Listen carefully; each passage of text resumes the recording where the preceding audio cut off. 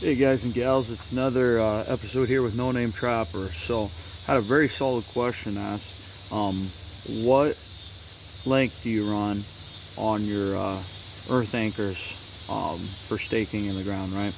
And before I just give you a length, I'm gonna kind of talk about. First off, guys, I don't know your soil for your area, right? So that's very important. Okay, that you understand that based on your area, the soil is very different. Okay, and I'm going to give you an explanation real quick. So I'm here in southern Iowa. It's hilly. We've got some pasture, some crops, right?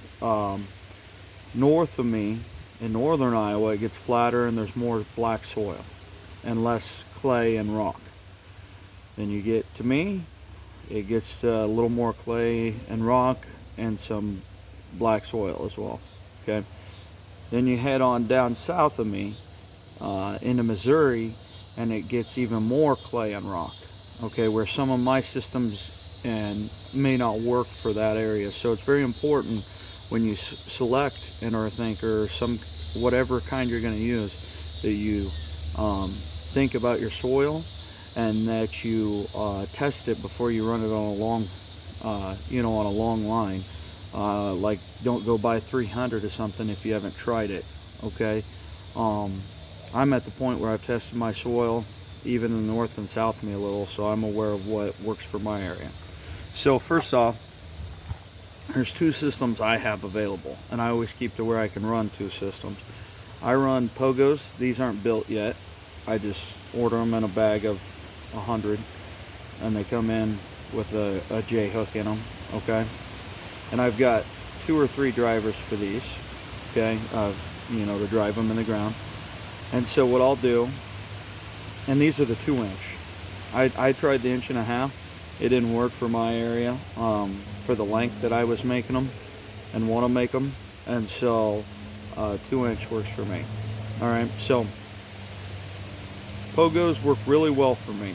The downside is the driver gets mud clogged up in it, and I have to take a pocket knife a lot of times and knock that out. Yeah, so that's kind of a pain to deal with, but most time it works great, especially in the right conditions. Okay, so 2-inch Pogo, I make them 18 to 20 inches long for me, for my area. Okay, 18 to 20 inches long. I'll go cut a bunch of cables, and I got double ferrules, and I'll build them myself. 18 to 20 inches long. I do 100 at a time. Before season, I like to have 200 Pogos and then 200 of the other kind I make. And I didn't make these, okay? These I got as like an extra thing when I ordered from F&T. These I think are 12 inches long. These are wolf fangs. I love wolf fangs on my trap line. They work great for my area.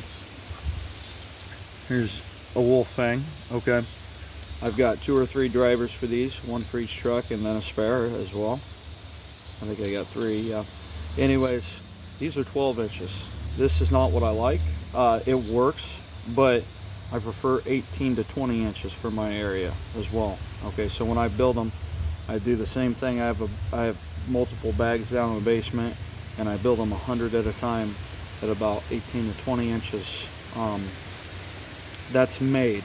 So sometimes you got to cut that extra inch so you can count for this gap or where it connects to the wolf fang, okay, or Pogo, vice versa. So anyways, 18 to 20 inches is what I prefer on my wolf fangs and my Pogos. I prefer my Pogos early season, and I prefer my wolf fangs late season. The Pogos struggle to penetrate my frozen soil when the ground freezes, where the wolf fangs have a sharp point, and after a few taps they bust through that ground. The Pogos almost do not. They will, but it's a battle. So yeah, I can't mess around with that. I'll pick wolf fangs. So sorry, somebody was swinging by. So wolf fangs 18 to 20 inches made for me. Pogos 18 to 20 inches made for me. All right, those are the lengths I prefer. The size cable I use is 3/32. Now I thought about converting up to 1/8. Okay, and the reason I've thought about making that move is because I can reuse these 2-3 years sometimes, and I think I could definitely get that 3 to 4 year stretch with thicker cable. 3/32 I use because that's the same cable I use to make my snares, and it's very solid. You don't want to go with a thin cable. I recommend 3/32, smallest, and maybe 1/8. Okay, so yeah, that's how I make them. 18 to 20 inches for my area. It's very important you know your soil. Don't make 300-400 if you don't know what your soil conditions do, because you'll have traps getting pulled. You'll have to scrap your whole plan for the year. Okay, so make sure you test it out. Next video I'll do, I believe, is going to be about rebar stakes.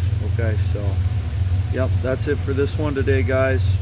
Bullfangs and Pogos, 18-20 inches, 3/32 cable.